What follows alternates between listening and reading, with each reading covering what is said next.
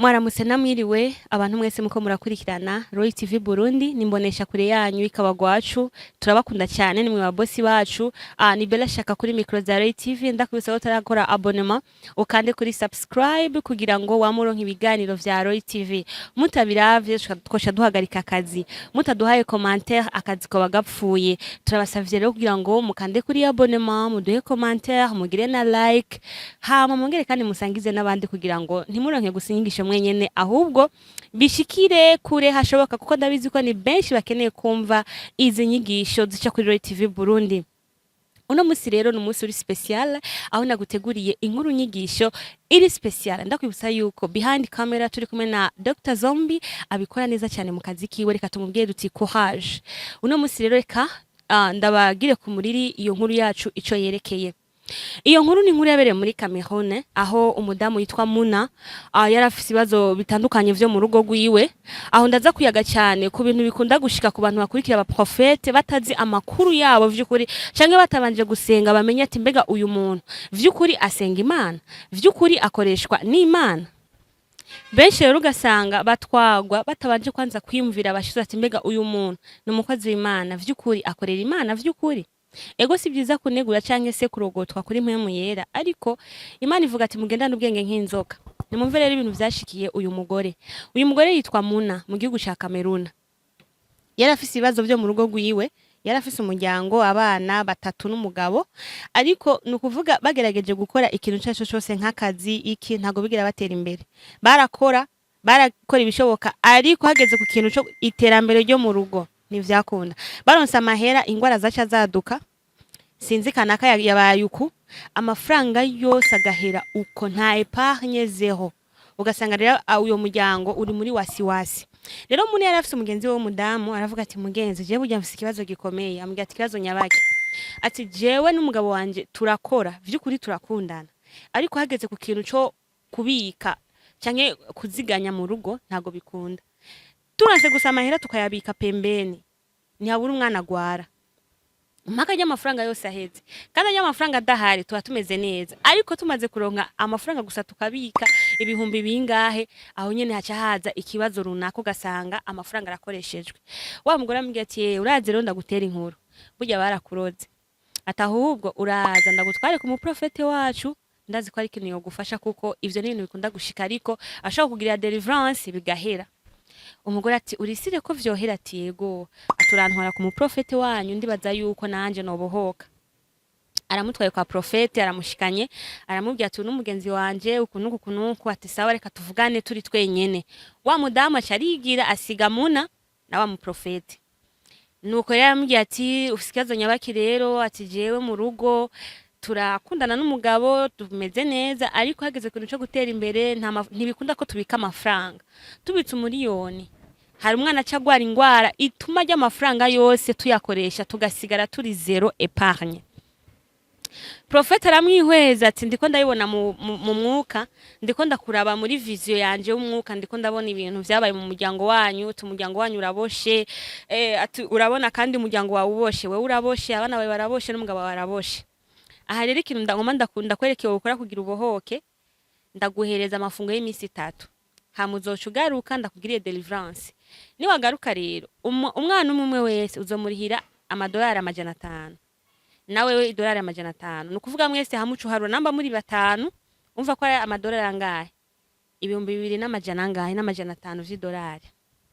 Basi Muna aravuga ati nta kibazo reka ngende kuvyumvira kuko nayo amafaranga ni menshi umva byose abaye ko ndayaronde avuga ati kora ibishoboka nambuguranugurane hama uyaronkuze ndakugiye deliverance uzocuronka nayasumbayo kugwiza n'icuro 10.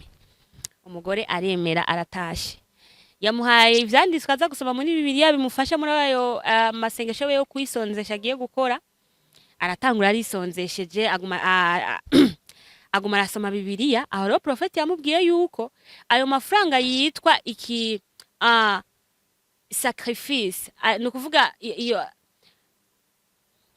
uzobikata yes nukuvuga ayo mahera amutumye kuzana azoba yitwa ikimazi ni nk'ikimazi atanga ikimazi kugira ngo abohoke, kuko ati na wewe igihe bakuboshe ku kimazi runaka, hari ikimazi bakuboshe ko n'umuryango wawe, rero bisaba ko utanga ikindi kimazi kugira ngo ubohoke wewe n'umuryango wawe. Umuntu aravuga ati ibintu birakomeye, arashika muhira arasoma bibiliya y'amafungo arahera. Umunsi ugira kane asubira kwa profeti. Profeti aramubwira ati none biri gute y'amafaranga wayazanye? Ntiyamubajije ati mbega bimeze gute, ububona ihinduka iryahe?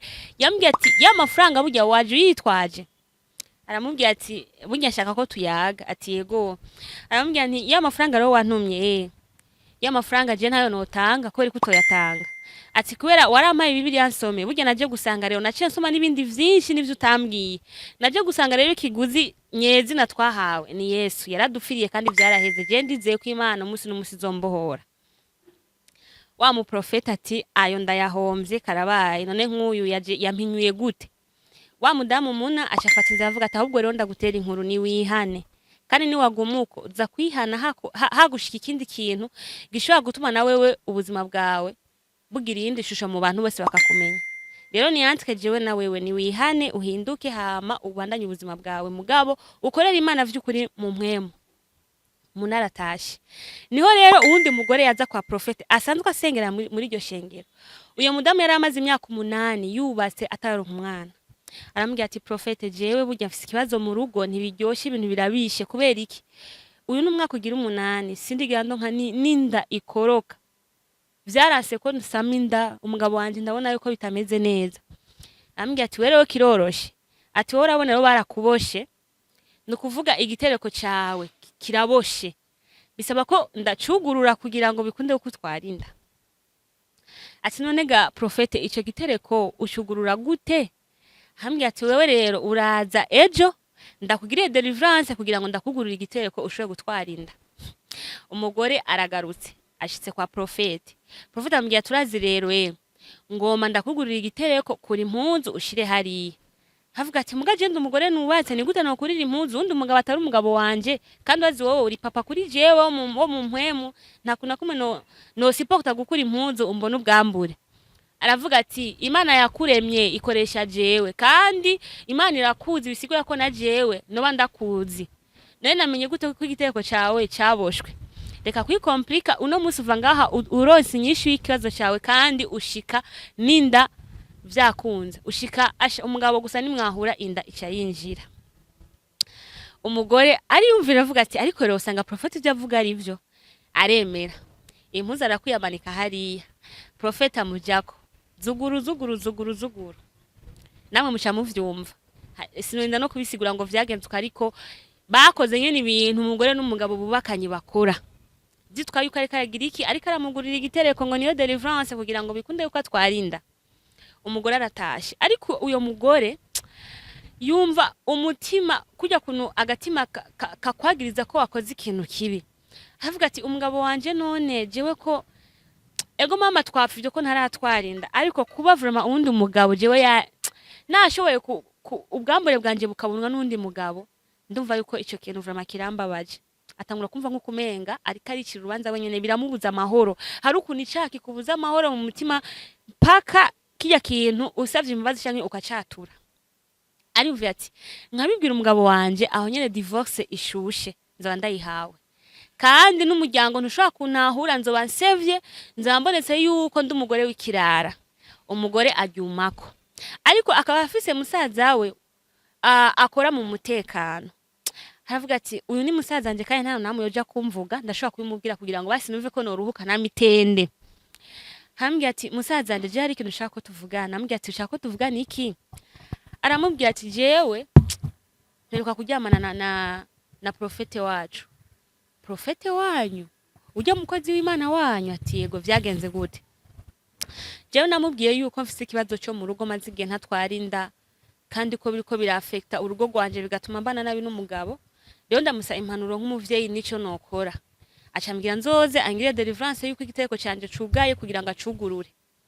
Nkishika yacambwira nkuri impuzu, acambwira njyame, hama isanga vyabaye nyene sanga twabikoze. Rero gushika iyo saha n'ubu numva umutima wanje uri kuracira urubanza, numva nta mahoro mfise kubera ico kintu nakoranye na profete. Umutima wanje nukuvuga n'ubu mbonye umugabo wanje cyane kumenga simwe no kwitwa umugore wiwe. arambwira ati ico kintu kubera iki wemeye kujaniranywa nkuko ntuzi yuko ivyo bintu buvyeze abantu bitwa na ba profete ngo bakubagira ama deliverance ugasanga bari bakora ibintu bitokogwa ati mbega ko akarorero ka mbere ari Yesu kutigiye kuri Yesu burya Yesu hari umuntu yabwiye ngo kugira ngo ndakubohore ngo banze ukuri impunzi ko hariho benshi bari bagwaye ubutinyanka bafise ibibazo bitandukanye ugasanga Yesu mu kubabohora avuga ijambo rimwe gusa bivanye no kwizera k'umuntu kubera iki bakubwiye ati kura impuzu hamuryame umuhungu ashambye turazi rero ntabwo ivyo bishaka kwijana ategerezwa gufungwa rero hakaba hari undi umukobwa yari yagiye kwa profeta amubwira ko yabuze umugabo ashambye ati bisaba yuko wenda gukura imikoshi kuko ufise imikoshi ku mubiri ashamutegeka yuko ategerezwa kumwoza ari gusa ambya tuzonsange ku biro yo yari ifise douche toilette indani kila kitu umukobwa agishika arambwira ati njira hagenda kugira deliverance sha umubiri wawe wose uraboshe bisaba yuko ndakoza ndagukura imyaku yose kuriko umukobwa aremera yinjira muri douche tangura kumwoza namwe mushaka yumva inkumi n'umugabo byukuri woja mwogenda kozanya bikaca bihera gute bakiri muri ivyo yumva umuntu aradodoye ku muryango yuguruye ni musaza wa mugore ambwira turazi rero ubutungane wewe buragukeneye bisaba ko tugutwara kubera iki kubera yuko nta kuntu ushobora guhenda abantu mushikanje jewe usambane nawe uzi ko ari umugore yubatse kandi umunyeshengero ryawe usambane nawe ngo kugira twarinda kubera iki wowe ukorera Imana y'ukuri kwe kimwe ikika mu Mana kandi atamana mukorera hari Imana ikora uko ngo yaharindira gato ndabisigura nta kintu kimusigura ubisigurira imbere wa profeta baratwawe no mu butungane baca bamukubita baramuboha baramufunga rero ari hajya mu ibohero atangura nyene kwihana yicuza Mana mbabarira ku bintu nakoze nashaka nyene kugira ndabitungiremwo ubuzima buragoye ariko nafashe inzira itari yo ndakuva ko Mana mbabarira inyigisho dukuramo ni yaye profete nuko yagize n'agatima ko kwibuka ati reka nsaba Imana imbabazi ariko hari ibindi vyinshi ubu biba ugasanga hariko haba ibintu umuntu akaza akakumvisha neza ko ari Imana akorera kubitangaza bikaze nawe ukacugenda ati iyo ni Imana nejo bundi banza ushishoze senga Imana ndazi ko Imana ni wayisenga mukuri izogwishira ko nta kintu kimwe ngo kiba kuba nabi Imana itabibi akabanga nimujane nago umukozi w'Imana bashaka no kumubona mu bikorwa nta musi mwe deliverance isaba ngo irihire nta kiguzi cha deliverance kibaho nta musi mwe deliverance igusaba ngo kuri impuzu umanike hariya hamanda ku deliver nta musi mwe Yesu yigeza ko ico kintu rero nejo bundi mukura akarorero keza kuri Yesu Kristo mbega Yesu yakora deliverance gute mbega Yesu yakiza abantu bigenze gute ukwizera kwawe niko gushobora gutuma n'imiryango yuguruka ni wizera ukavuga ati jewe nubwo nabanje ngenda ndashobora gusenga ku giti canje Imana ikanyumva kubera iki urizeye ko Imana itegeza kukumva inkuru nyigisho rero ushobora kuba uzi ivyo umaze kubona mu kibano ahantu usengera aho wagiye uraca dushire muri commentaire kugira ngo nabandi baza kure biganiro basange muri commentaire iciyumviro cawe ikigira kabiri mwibuke gusenga Imana mushishoze mugire ubwenge nk'inzoka kugira ngo mukingire ubuzima bwanyu mwoye kwizanira imivumo ku buzima bwanyu mwitwa ngo mwakurikiye ba profete n'abakozi b'Imana yari Bella Shaka kuri micro za Roy TV ndagukunda cyane wowe wagize subscribe ndakunda cyane wowe wagize j'aime na commentaire wongeye kandi no kubisangiza abandi mugira aho muba mwubahwe nimwe wa boss bacu nimwe mutuma dukora turyohewe kuko nimwebwe mutwereka ko tuko turakora Bella Shaka Roy TV Burundi ciao